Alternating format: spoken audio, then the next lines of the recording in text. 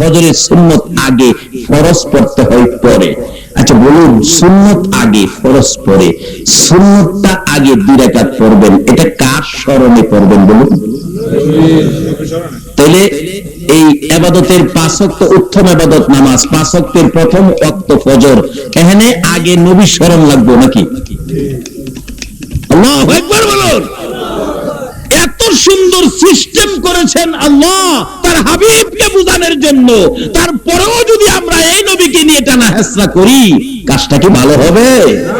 আল্লাহ পাক সিস্টেম করেছেন এই নবী আগে, এই নবী না হইলে এই নামাজও হইতো না। কারণ সকল ইবাদতের দরজা হলো নবী মুহাম্মদুর রাসূলুল্লাহ। একবার মক্কার মদিনায় যাওয়া লাগছে, মক্কা কই মদিনা রে তোর তো দাম নাই। আমি মক্কা কত দামি জানিস? মদিনা জিগাই এত দাম তোর কি দিয়ে হইল? মদিনা জিগাই, মক্কা কই তার পাস না, আমার মধ্যে জমজম, জমজম তোর মদিনায় নাই, আমার মধ্যে সাফা মারোয়া তোর মদিনায় নাই, আমার মধ্যে মিনা মুজদালিফা আরাফা এমন কি খানায় কাবা তোর মদিনায় কি আছে? মদিনা দেখে মক্কা জমজম লইয়া বাহাদুরি করিস না, মিনা মুজদালিফা আরাফা লইয়া অহংকার করিস না, খানায় কাবা লইয়া তাকাব্বুরি করিস না। আমি মদিনার দিকে তাকাইয়া দেখ রে মক্কা, এমন এক নবী আমি মদিনার বুকে ঘুমাইছে রে, যেই নবী না হইলে তোর খানায় কাবা হইতো না। সেই নবীকে চিনানোর জন্য আমার আল্লাহ কত সিস্টেম করেছেন। নামাজ পড়বেন উত্তম ইবাদত, ফজর প্রথম ওয়াক্ত, আল্লাহ কয় আগে নবীর স্মরণে 2 রাকাত সুন্নাত পড়ো। কারণ এই নবী না হইলে ইবাদত হইতো না, মসজিদ মাদ্রাসা মক্কা মদিনা কিছুই হইতো না। কাজী এই নবীর স্মরণে সব। যেমন বাস্তব আসুন, আপনাদের এলাকায় বিবাহ শাদী হইলে 5টা গরু, 50টা খাসি, 5000 মুরগ, এত বড় ডেকোরেশন আয়োজন, এত রান্না বাড়া, বলুন উসিলাটাকে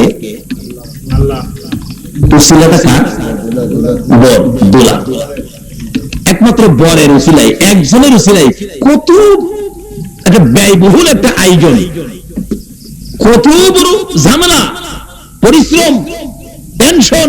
8 দিন আগের থেকে বাজার সাজায় শুরু, লাইটিং ফাইটিং এই সেই শুরু করে দিচ্ছে। বলুন এত বড় আয়োজনের পিছনে কারণ কয়জন?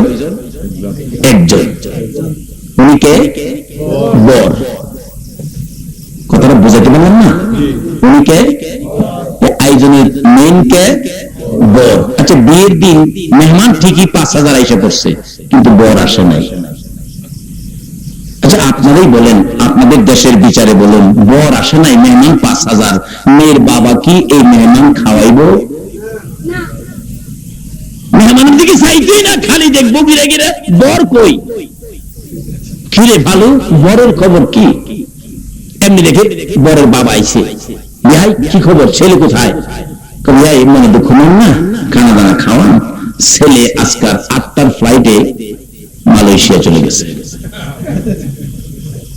আচ্ছা বলুন মেয়ের বাবা এই আয়োজন কি ছেলে পক্ষের কাউরে খাওয়াইব?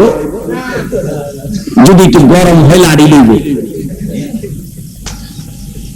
কবু তোরা না খাওয়াইয়া কুকুরে খাওয়াইলাম। এত আয়োজন, মেহমান, মেহমানের মর্যাদা নাই কেন? যার খাতিরে মেহমান ইনি সাথে নাই। তাই আল্লাহ বলছে যার খাতিরে ইবাদত, এই নবীর সুন্নাত 2 রাকাত। আল্লাহু আকবার বলুন। যার খাতিরে ইবাদত, এই নবীর সুন্নাত আগে যদি না লাগাও, আমি আল্লাহ খুশি না, তোমার ইবাদত কবুল করি না। এই নবী হলো আমাদের নবী, যে নবীর নবুয়তির কারণে সকল নবীর নবুয়তি পাইলেন। আজকে সেই নবীর উম্মত আমরা যে কত দামি। আল্লাহ ঘোষণা দিয়েছেন, বন্ধু তোমার একজন উম্মত দুনিয়ার জমিনে থাকতে দুনিয়াটা ধ্বংস হবে না, কিয়ামত হবে না। তবে বিজাতিরা মাঝে মাঝে দাও দেয়, কিয়ামত করতো।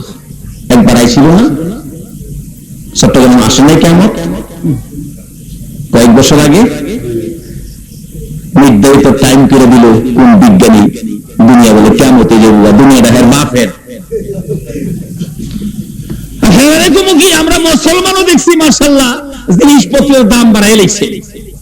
এই মুখ তারিখে তো শেষ, যা খাইবার খাইলা, যে গোলা কবরদা বাড়িতে আনাইছে নাতি নাত পর দেখতে যাইতো, ইমান হারা হয়ে গেছে। নাউজুবিল্লাহ।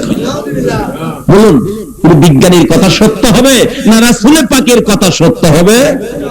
রাসূল তো কিয়ামতের নমুনা দিয়ে গেছেন, বহু দূরে আছে কিয়ামত।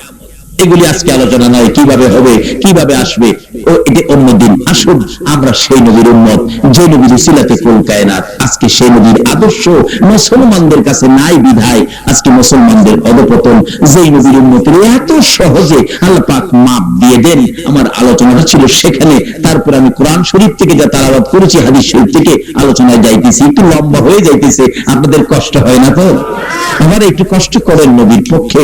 নবী যদি না খাইয়া আপনার আমার জন্য পেটে পাথর লাগাইতে পারে, আমরা কি একটা রাইতের কিছু সময় দিতে পারবো না? যারা এই নবীকে চিনেছে, নিজের জীবনটা পর্যন্ত দিয়ে দিছে, আমরা শুধু রাত্রের কিছু সময় দিব, রাজি আছি না? তাই আসল বলতেছিলাম, আমার নবী রওনা হলেন। এই নবীর ভালোবাসায় কি পাইবেন সেটার পরেই আমি আমার বাস্তব আলোচনায় যাচ্ছি। সঠিক পথ, রাসূলের পথ, সঠিক পথ, রাসূলের আদর্শের পথ। কাজে এই পথ থেকে ধরতে পারলেই আমাদের মুসলমানদের শান্তি, মুসলমানদের বিজয়।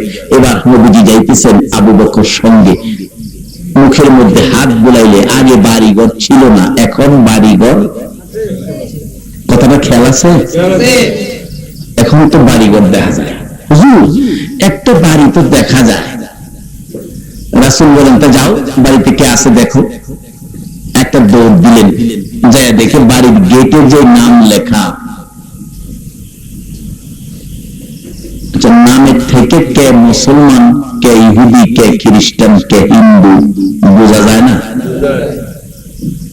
বাড়ির গেটে নাম লেখা নিবারণ চন্দ্র সাহা, আপনারা কি মনে করবেন? হিন্দু। বাড়ির গেটে নাম লেখা চৌধুরী মোহাম্মদ আব্দুর রহমান, এটা কি ভাববেন? আবু বকর বলেন, বাড়ির গেটে নাম দেখে বুঝে ফেলেছি এই লোকটা ইহুদি, কারণ ইহুদির বাড়ির খাউন মুসলমান খাইতে পারে না। দৌড়া এসে বসছে, ইয়া রাসূলুল্লাহ, বাড়ি আছে ঠিক, কিন্তু খাবার সম্ভব হবে না। কেন? গেটের মধ্যে নাম দেখিয়েছি, নামে বুঝে ফেলেছি লোকটা ইহুদি। ইহুদির বাড়ির খাবার না খায় মরে যাবো হুজুর, খাইতাম না। রাসূল বলেন, এত পেটে খিদা, একটা কাজ করো, কি দেখো না বাড়িতে কেউ আসেনি, যাও। বাড়ির দিকে তাকায় দেখে আবু বকর, একটা মহিলা দেখা যায়, পালঙ্গের মধ্যে বসা, খাটের মধ্যে বসা, খাটের নিচে ছোট্ট একটা ছাগলের বাচ্চা,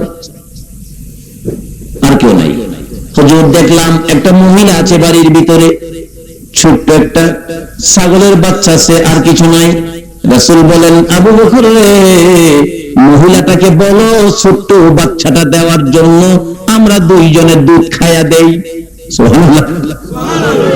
বাচ্চা নিজেই ঠিক মতো খাড়াইতে পারে না, নিজেই দুধ খায়, আর রাসূল কয় এটাতে বলে দুধ খাইব। যেই নবীর আঙ্গুলের ইশারায় আকাশের চাঁদ দুই টুকরা হয়, যেই নবীর আঙ্গুলের ইশারায় মৃত ঘাস জীবিত হয়। আল্লাহু আকবার বলো। এই নবী কি বাচ্চা ছাগল থেকে দুধ খাইতে পারবে কিনা? সেই নবী তো আমাদের নবী, যে নবীর উসিলাই কুল কায়নাত, যে নবীর উপর আমার আল্লাহ নিজে 24 ঘন্টা দরুদ ও সালাম প্রেরণ করতেছে। আবু বকর নবীর নির্দেশে বাড়ির গেটে গিয়ে ডাকে, মা, মা গো, আপনার ছাগলটা দিবেন, আমরা একটু দুধ খাইয়া দেই। আচ্ছা, এই কথা শুনলে মহিলা হাসবে না কাঁদবে? হাসে আর কই, তোমার নাম কি? আমার নাম আবু বকর। তুমি কি পাগল? এটা নিজেই দুধ খায়, এটার তো তুমি দুধ খাইবা করতে। আচ্ছা, এটার মধ্যে দুধ নাই, এটার থেকে দুধ বাহির করে খাইতালে আপনার কোনো দাবি আছে? আর দাবি থাকবেই কেন? এটার তো দুধ নাই, নাই, এটার থেকে আমি বাহির করব, আপনাদের কি? কিন্তু নবীজি বাহির করার ক্ষমতা আসেনি। বাচ্চারা দেন না, দুধ খাইয়ে দিই। মহিলা কয় এটা নিজে দুধ খায়, এটার তো বলে দুধ খাইবো, তো দেওয়া দরকার। বাচ্চাটা বাহির করে দিলেন, দুধ খান, দুধ খান, দেই কেমনে দুধ খান। কিন্তু দুধ কি আবু বকর খাইবো না রাসূলের কাছে নিয়ে যাইবো? নবীজির কাছে নিয়ে গেলেন। ইয়া রাসূলুল্লাহ, বাচ্চাটা আনছি। মহিলাটা পিছে পিছে আইসা বাড়ির গেটে দাঁড়ায় রইছে, দেখি কি করে। দেখি বাচ্চাটা নিয়ে, ছাগলের বাচ্চাটা নবীজির কাছে দিলে, নবীজি বাচ্চাটা নিচে রাইখা দুইটা হাত বাড়াইছে, আল্লাহ আমার আবু বকর পেটের খিদা, আমারও পেটের খিদা, আবু বকর খাইবো, দুধের ব্যবস্থা করো। আচ্ছা, নবীজি এইভাবে ডাকলে আল্লাহ শোনেনি? কারো কোনো সন্দেহ আছে? বিন্দু মাত্র নয়, মুহূর্ত দেরি হয়। আল্লাহ পাকের দরবারে নবীজি ডাক দিতে দেরি হয়, আল্লাহ পাক রহমত বরকত দিতে দেরি করে না। আজকে যদি সেই নবীরে চিনতে পারতাম, সেই নবীর পক্ষটা ধরতে পারতাম, তাহলে মুসলমানদের উপর বিপদ আসতে পারে না।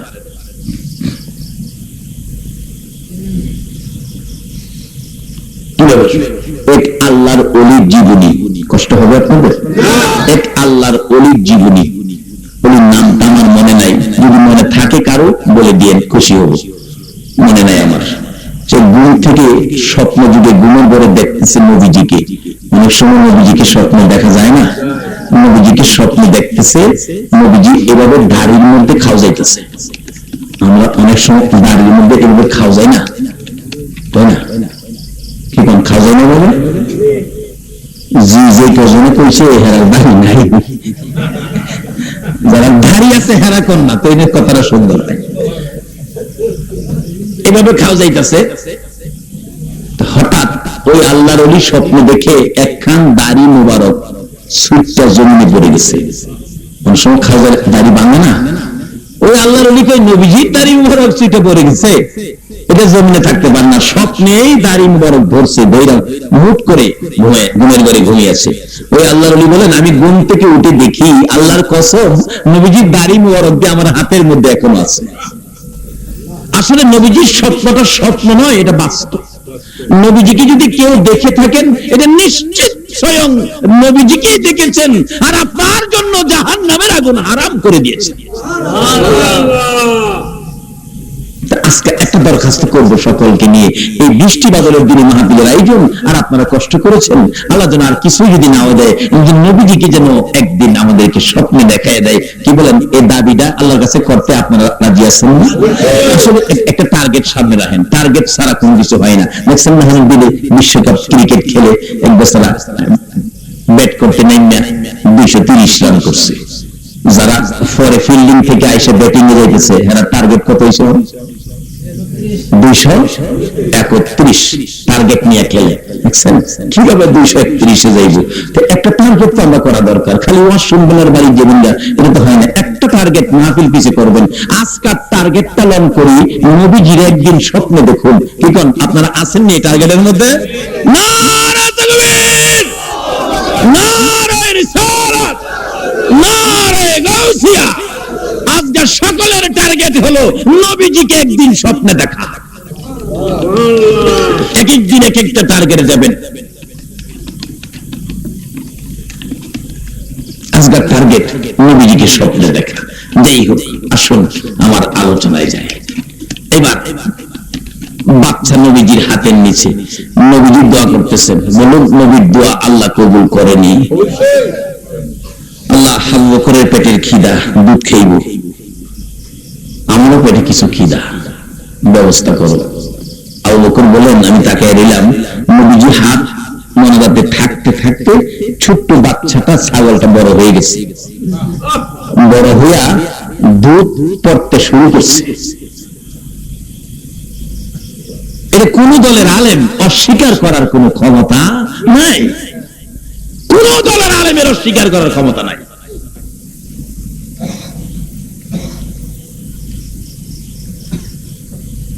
দুধ, মহিলাটাও বাড়ির গেট থেকে দেখতেছে। মহিলাটা ঘরে কি আশ্চর্য, এই লোকটারও তো চিনলাম আবু বকর, যে লোকটা দোয়া করলে ছোট বাচ্চা বড় হইয়া দুধ দেয়, এই লোকটা জানি কে? জিগাইলাম না। আমার নবী বলেন, আবু বকর রে, দুধের ব্যবস্থা হয়েছে, যা যা মহিলাটার কাছ থেকে দুধের বান্ড নিয়ে আসো। বান্ড নিয়ে আসলেন, নিচে ধরলেন, দুধ দোহন করবেন, বালতি ভরে গেল বরকতের দুধে। আল্লাহু আকবার বলুন। আমার নবী বলেন, আবু বকর পেটে খিদা লইয়া রে, খা, বেশি করে খা। আবু বকর বলেন, ইয়া রাসূলুল্লাহ, আমি আগে কিভাবে খাবো? আপনি নবী আগে খান। নবীজি আগে খাইলেন, বলুন দুধের দাম আরো বাড়ছে কিনা? হ্যাঁ, নবী আগে দুধ খাইলেন, তারপরে আবু বকরের হাতে দিলেন।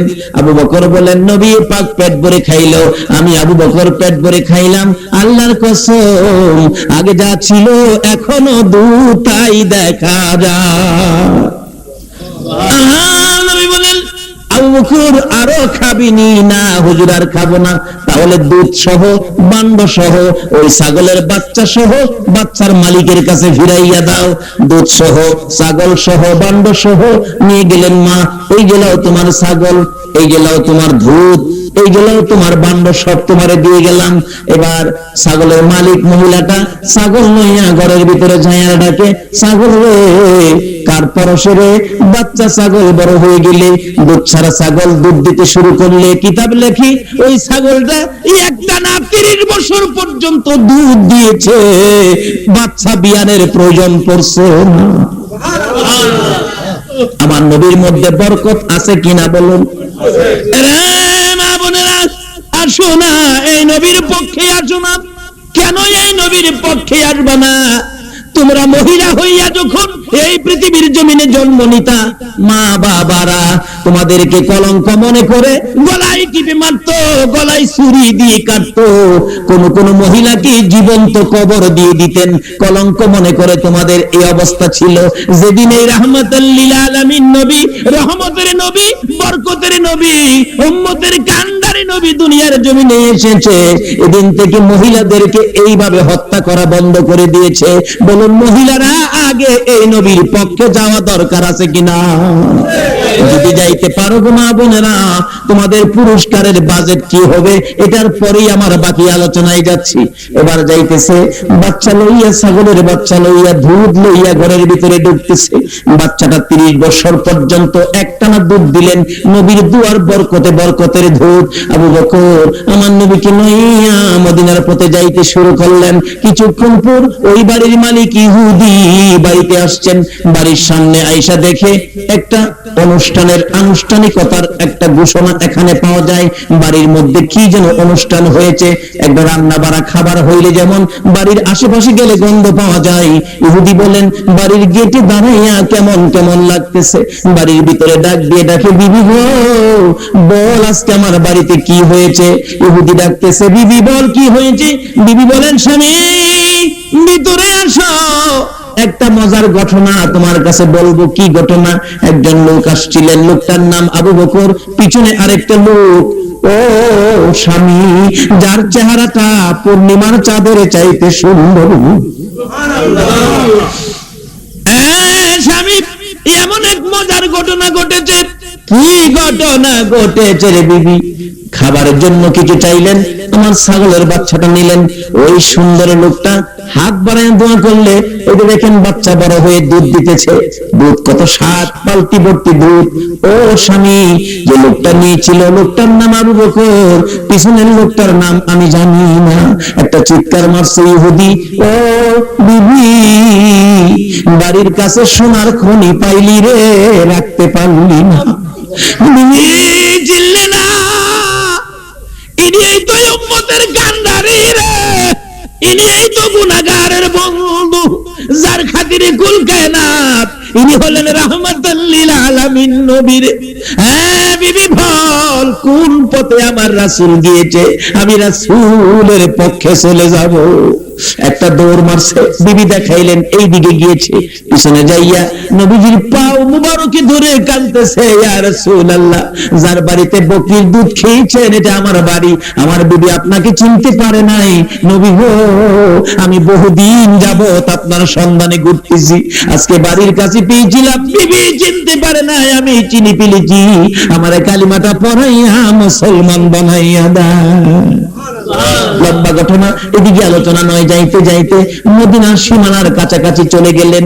মদিনায় খবর পৌঁছে গেল, মক্কার সূর্য, মক্কার মতি, ও মদিনার মানুষ, আজকে তোমাদের মদিনার দিকে আসতেছে, মক্কার সূর্য বুঝি মদিনায় উদিত হয়ে যাবেন। এই খবর পাইয়া বড় বড় লোকেরা তৈয়ার হয়ে গেলেন, নবীকে নিজের বাড়িতে নিয়ে যাবেন, টাকা পয়সা দিবেন, জায়গা জমি নবীকে দিয়ে দিবেন। এইভাবে লোকেরা প্রস্তুতি নিচ্ছেন। কিতাব লেখে হযরত আবু আইয়ুব আনসারীর বিবি অত্যন্ত গরিব মানুষ, কে দিবেন গো নবীর ভালোবাসা? আবু আইয়ুব আনসারীর বিবি ঘরের মধ্যে বসে কান্দে, রান্না ঘরে বসে কান্দে, বিছানায় শুয়ে শুয়ে কান্দে। মাবুদ গো, আমি তো গরিব মানুষ, তোমার রাসূল আমার বাড়িতে নিতে পারবো না, কোথায় রাখবো, কোথায় বসাবো, এই ক্ষমতা আমার নাই। একটা কদম যদি আমার বাড়িতে তোমার বন্ধুর লাইগা যাইতো, আমি আবু আইয়ুব আনসারীর বিবির জীবন ধন্য হইয়া যাইতো। মাবুদ গো, আমি তো গরিব মানুষ, তোমার বন্ধুকে রাখতে পারবো না, একটা কদম আমার বাড়িতে তোমার বন্ধুরে লাগাইয়া নিও। এই বলে কান্দে। সকালবেলা ঘুম থেকে উঠে উড়ান বাড়ি পরিষ্কার করে ঝাড়ু দেয়, রাস্তাটা পর্যন্ত ঝাড়ু দেয়, না জানি এই রাস্তায় রাসূল আসে। মা বোনেরা, তোমাদের মতো এই মহিলা আবু আইয়ুব আনসারীর বিবি সকালবেলা রাস্তা পর্যন্ত পরিষ্কার করে, আর চোখের পানি দূর হয় না, খালি কান্দে। নবীজির একটা কদম যদি তার বাড়িতে লাইগা যাইতো। এবার আমার আল্লাহ ডাকে, এরে আবু আইয়ুব আনসারীর বিবি, আমার নবীর ভালোবাসায় কান্দছ রে, এই চোখের পানির দাম অতি বেশি হয়ে গেছে। আমার আল্লাহ বলেছেন, বন্ধু গো, তোমার ভালোবাসায় যারা কাঁদবে, এই চোখের এক ফোঁটা পানির দাম আমি আল্লাহর আরশের চাইতেও বেশি হয়ে যায়। আবু আইয়ুব আনসারীর বিবি কান্দে, নবীজির একটা কদম তার বাড়িতে লাগার জন্য। এদিক দিয়া নবীজি মদিনার সীমানার কাছাকাছি এসে গেছে। মদিনার লোকেরা, ছেলেরা, মেয়েরা পর্যন্ত ওই মদিনার সীমানায় রাসূল পাওয়ার জন্য দাঁড়াইয়া রইছে। মুরব্বীরা দাঁড়িয়ে আছেন, ধনীরা দাঁড়িয়ে আছেন, গরিবরা দাঁড়িয়ে আছেন, সকল শ্রেণীর মানুষ দাঁড়িয়ে আছেন নবীজিকে দেখার জন্য, নবীজিকে বরণ করে নেওয়ার জন্য। কচি কচি বাচ্চা পর্যন্ত, ছোট্ট ছোট্ট ছেলে মেয়েগুলি পর্যন্ত ওই মদিনার সীমানার মধ্যে দাঁড়িয়ে আছে। আল্লাহু আকবার বলো। কচি কচি বাচ্চারা পর্যন্ত আমার নবীর সুন্দর চেহারা দেখে সহ্য করতে পারে না। এখনো মক্কা মদিনায় ওই বাচ্চাদের কণ্ঠের নবী দেখার গান, নবী পাওয়ার আনন্দের গানের ক্যাসেট এখনো মক্কা মদিনায় বিক্রি হয়। মক্কাতে বেদাতের ফতোয়া নাই, মদিনাতে বেদাতের ফতোয়া নাই। নবীর আগমনের বাচ্চাদের কণ্ঠের আনন্দের গান, তালাল বাদরু আলাইনা মিন সানিয়াতিল বিদাই ওয়াজাবাত শুকরু আলাইনা মাদালিল্লাহি দাই। মক্কা মদিনায় পাবেন ছোট্ট বাচ্চাদের কণ্ঠে এই ক্যাসেটগুলি এখনো বিক্রি হয়, কেউ বেদাত ফতোয়া দেয় না। আজকে আমাদের সোনার বাংলায় কিছু কিছু লোক বাহির হয়ে গেছে, এই নবীর শান ও মানে কিছু বললে বেদাতের ফতোয়া দেয়। ক্যাসেটগুলি বাজে কোন সময়, কোন সময় ক্যাসেটগুলি হয়েছিল উৎপত্তি? আমার নবী যখন মদিনার সীমানায় ডুববে, কচি কচি বাচ্চাগুলো কিতাব লেখে হাতে হাত ধরে, নবীজির সুন্দর চেহারা দেখে সহ্য করতে পারে নাই, হাতে হাত ধরে একবার সামনে যায়, আবার পিছে আই, এমন করে সাগরের ঢেউয়ের মতো ঢেউ উঠে গেছে মক্কা নগরীতে, নবীর আগমনের আনন্দের ঢেউ। বাচ্চাগুলো নবীজির সুন্দর চেহারার দিকে তাকাইয়া গুনগুন গুনগুন করে গান গাইতে শুরু করেছিলেন। আরে মা আমিনার কোলে দেখো চাঁদ উঠেছে, বলুন, মা আমিনার কোলে দেখো চাঁদ উঠেছে, যাহারি প্রেমেতে জাহান পয়দা হয়েছে, হাইরে যাহারি প্রেমেতে জাহান। মা আমিনার নয়নে মনি সৃষ্টিকুলের সেরা যিনি, মা আমিনার নয়নে মনি সৃষ্টিকুলের সেরা যিনি, যিনি পরি ফেরেশতারা সব পাগল হয়েছে, যিনি পরি ফেরেশতারা সব পাগল হয়েছে, যাহারি প্রেমেতে জাহান পয়দা হয়েছে, হাইরে যাহারি প্রেমেতে জাহান। কুচি কুচি বাচ্চারা পর্যন্ত নবীর সুন্দর চেহারা দেখে এইভাবে গুনগুন করে গান গাইতে শুরু করে দিলেন। সীমানায় আসবেন, ঢুকে যাবেন, নবীজি এমনি সময় ডাকতেছেন। বড় বড় লোকেরা, হুজুর আমার বাড়িতে আসবেন, অপেক্ষায় আছি আপনার জন্য। আরেকজনকে, হুজুর আমিও অপেক্ষায়। বলুন, সকলেই তো অপেক্ষায়। একজনের বাড়িতে গেলে বাকি জনের বাড়িতে না গেলে লোকজন কষ্ট পাবে না? আমার আল্লাহ কয়, আমার বন্ধু কাউরে কষ্ট দেয় না। এই নবী হলেন রাহমাতাল লিল আলামিন, সকলের জন্য রহমত, কাউরে কষ্ট দিতে পারে না। জিবরাইল আমার নবীর কাছে যায় বলো, নবী ইচ্ছে করে যেন কারো বাড়িতে না যায়। নবী যে উটের উপর সওয়ারি আছে, উটটা যার বাড়িতে বসবে নবী যেন তার বাড়িতে যায়। তাহলে এখন দোষ যাইব কার উপরে? উটের উপরে। নবীর কোন দোষ? এইভাবে যদি আল্লাহ নিজে তার হাবিবকে পরিষ্কার রাখে, এখন আপনি যদি কোন নবীজি আমাদের মতো মানুষ, ভুল ভ্রান্তি ভরা, দুষ্কৃতি ভরা, রক্ত মাংসে ভরা, তাহলে কি কথাটা কি আল্লাহর পক্ষে হইল না বিপক্ষে গেল? কাজী বিপদে পড়বেন, আযাব গজবে পড়বেন।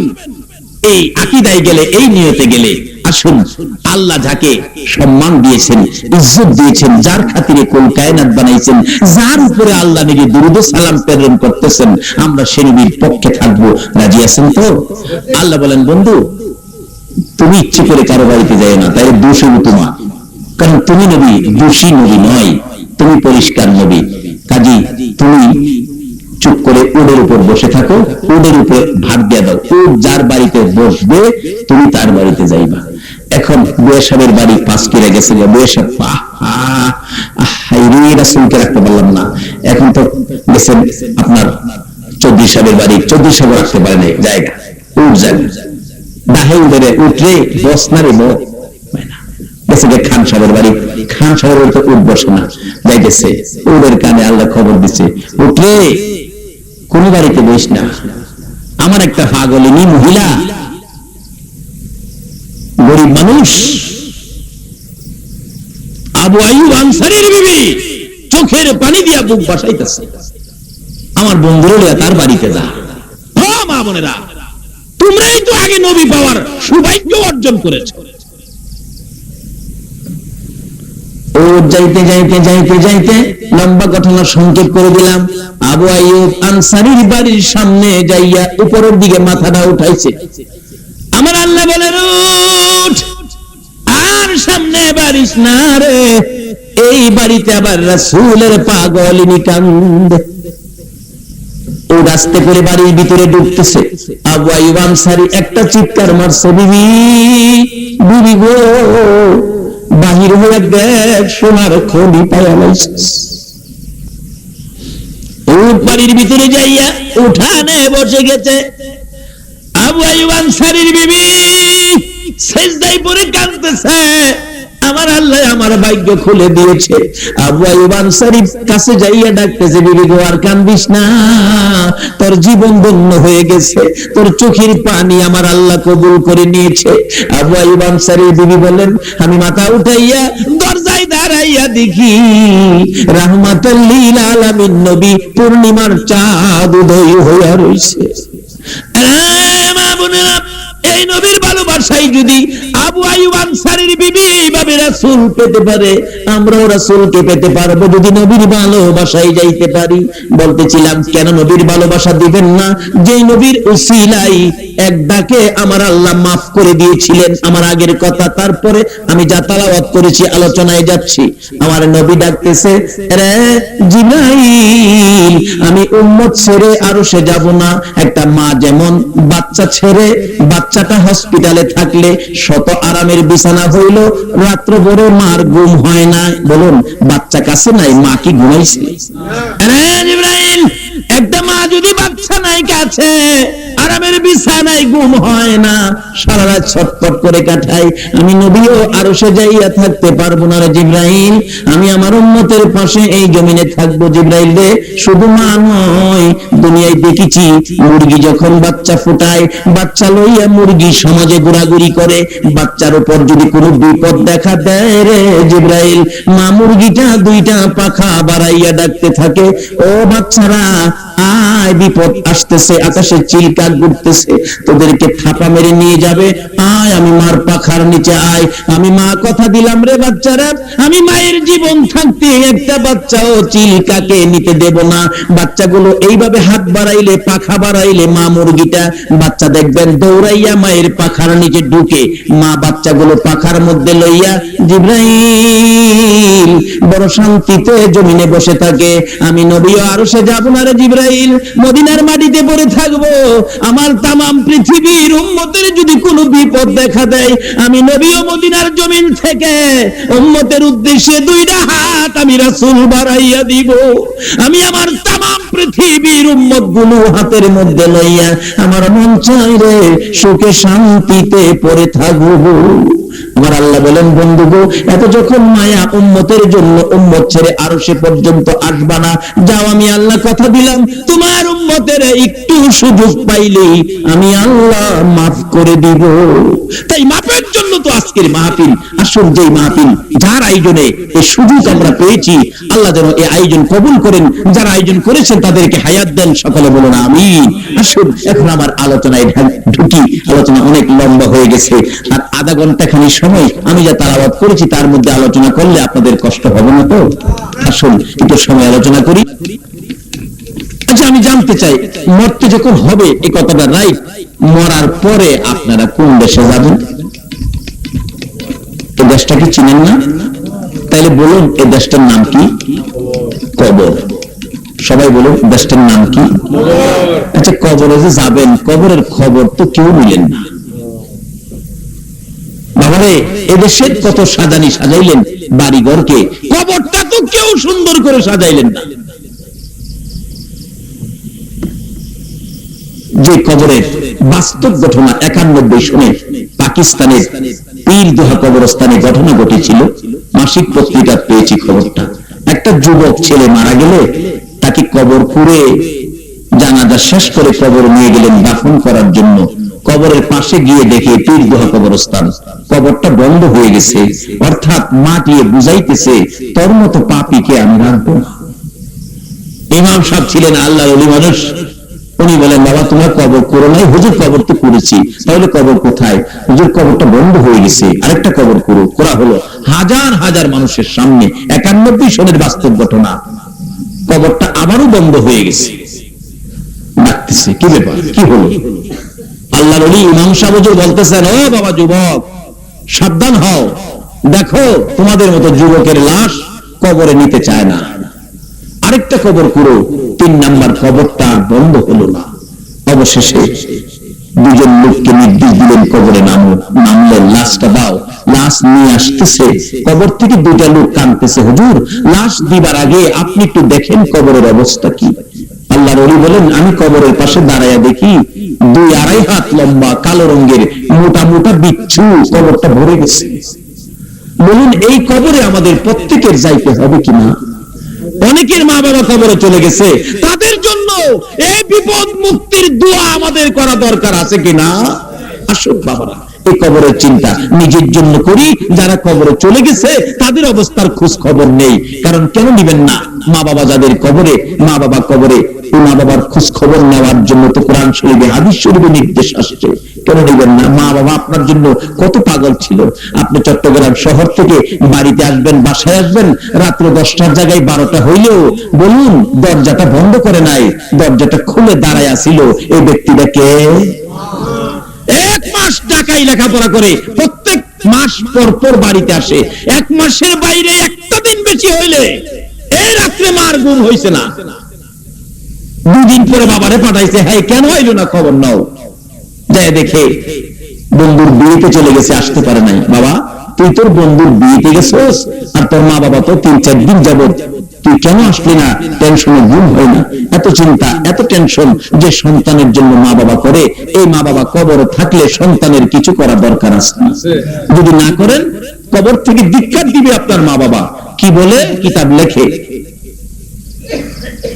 কবর থেকে মা বাবা আপনার প্রতি ধিক্কার দিতেছে। তোতাওয়াঙ্গার গারসুদি আজে মালেমা, তোতাওয়াঙ্গার গারসুদি আজে মালেমা, তো চারাগা ফেলসুদি আজ হালেমা। কিরে বাবা, আমার সয় সম্পত্তি পায়া, আমার বাড়ি পায়া, আমার জমি পায়া, বাড়িওয়ালা জমিওয়ালা হইছস, কিন্তু আমারে কেমনে বুঝলা রইলি? তোরারে তো আমরা বলি নাই। 1 মাসের বেশি একদিন গেলে আর ঘুমাইছি না, কাঁদছি। আজকে আমি মা বাবারে ভুলে রইলি। মা দীক্ষার দিতে থাকে, বাবা দীক্ষার দিতে থাকে। আসুন, এই কবরে মা বাবা বিপদে থাকলে মা বাবার কবরের বিপদ আজকে উদ্ধার করা হবে। এবং আমরাও কবরে যাইবার আগে একটু চিন্তা ফিকির করা দরকার। কারণ কবরে কেউ যাবে না, বন্ধু বান্ধব যত কিছুই কম, আত্মীয় স্বজন ছেলে মেয়ে বলুন, কবরে একদিনের জন্য সাথে নিবেন এমন দরদি কি পাইবেন? পাবেন যে না, তার বাস্তবে আসুন।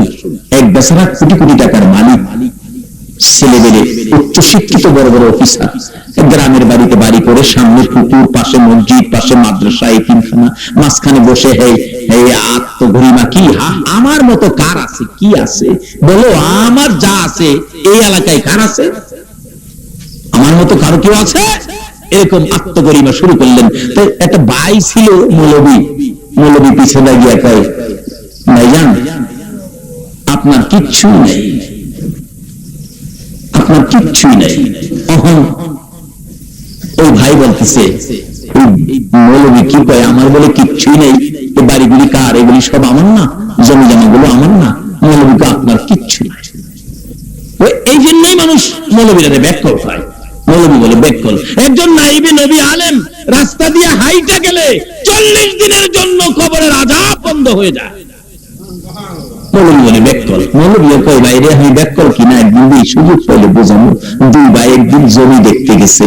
ছোট ভাই মৌলবী কয়, ভাই সবসময় তো আপনি বড় ভাই, বড় লোক মানুষ, আপনার কথাই শুনি, আজকে একটা কথা আমার শুনবেন। মৌলবী ব্যাককল।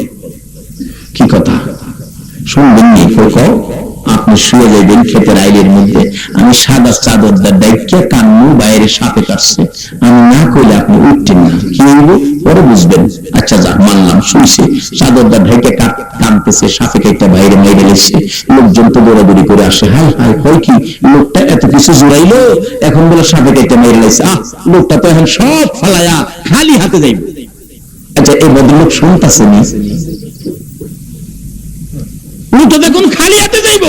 মৌলবী সাহেব বাইরে হেদায়েতের পথে আনতে সাইজ করতেছে। যেই আসে খালি একথাই, লোকটা এত কিছু জোড়াইলো, এখন তো লোকটা খালি হাতে যাইব। ছেলেরা তো গাড়ি, ডাইরেক্ট গাড়ি লইলে, বড় বড় অফিসার আইসা কান্নাকাটি করতেছে, বাবা এত কিছু কইরে তুমি আজকে খালি হাতে যাইবা? বাবা গো, কি করতে পারি তোমার জন্য? আরেক মুরব্বী কই, সাপে কাটছে, জি একটু কবিরাজ নিয়ে আসেন, কবিরাজ জানলে সাপের কাটা বিষ নাই না যাইবে, ভালো হয়ে যাইব। কবিরাজ তো আনছে, মৌলবী নিজেই গেছে। কবিরাজ সাপ মরে নাই, বাইরে বুঝাইতাম ভাইয়ের যে কিচ্ছু নাই, ভাইয়ের যে খালি হাতে কবরে যাইব বুঝানোর জন্য।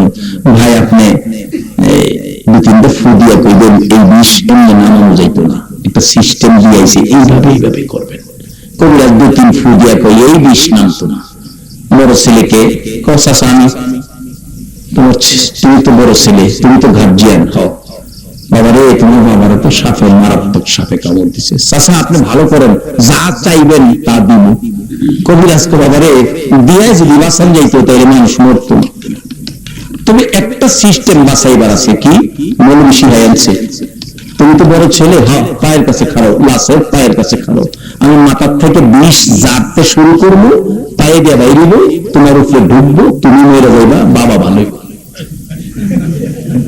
মৌলবী সিস্টেম দিয়ে আনছে। বড় ছেলে কইছে, যাইরেন না, রাখেন বিষ যারা দিলে পায়ে দিয়ে বাইরে আমার শরীর ঢুকবো, আমি মরে যাবো, বাবা ভালোইব। হ্যাঁ, তাইলে আমার লাভ হইল কি? বাবা বুড়া মানুষ, মরছে মরছে, বাবাই মরো, আমি বাবার ঘরে এই সংসারের গার্জিয়ান, কাজী আমি মরতে রাজি না।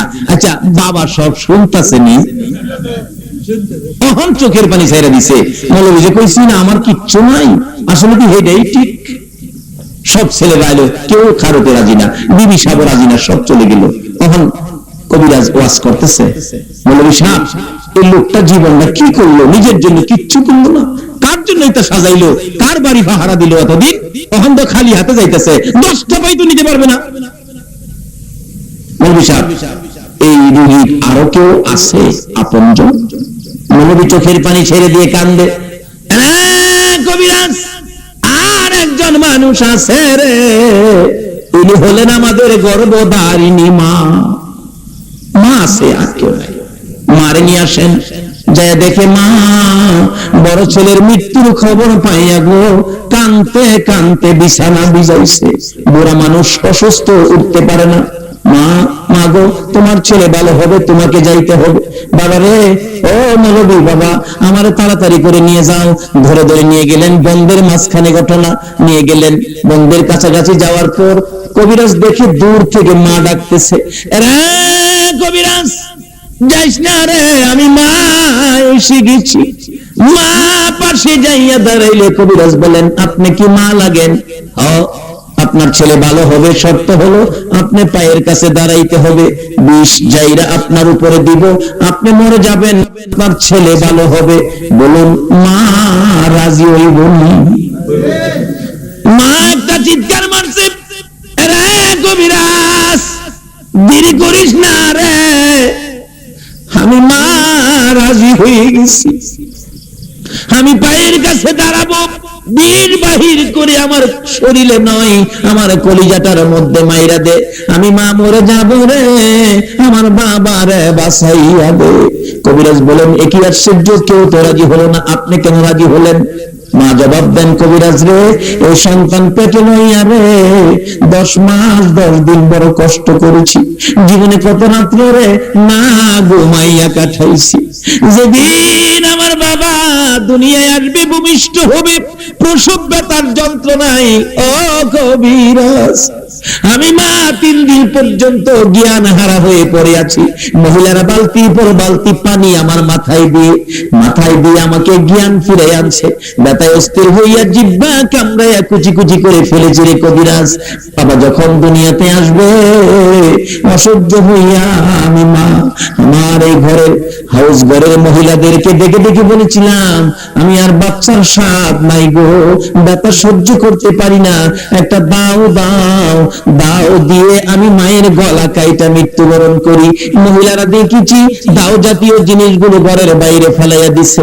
কবিরাজ রে, আবার ডেকে ডেকে বলেছিলাম, ও মুরব্বী মা বোনেরা, আমার 2 টাকার বিষ কিনে দাও, প্রসব ব্যথা সহ্য করতে পারি না। মহিলারা আমার মাথায় হাত বুলাইয়া বলেছিল, মা পাগলামি করিস না, সন্তানের মা হইতে এই কষ্ট আমরাও করেছি, এই কষ্ট না করে সন্তানের মা হওয়া যায় না রে, এই কষ্ট করে সন্তানের মা হয়েছি, আজকে আমার সন্তান বিদায় হবে, আমি মা বেঁচে থাকবো না, না হতে পারে না রে কবিরাজ, আমি মায়ের জীবন শেষ করে দে, আমার সন্তান বাঁচাইয়া দে। বলুন এই ঘটনাটা ছেলেটা সব দেখতেছে কিনা? তখন কাঁদতে কাঁদতে মাটি ভিজাইতেছে। বলুন যে কইছি আমার কিচ্ছু নাই, একমাত্র কিছু আপন পাওয়া গেছে। বলুন এই লোকটাকে মা।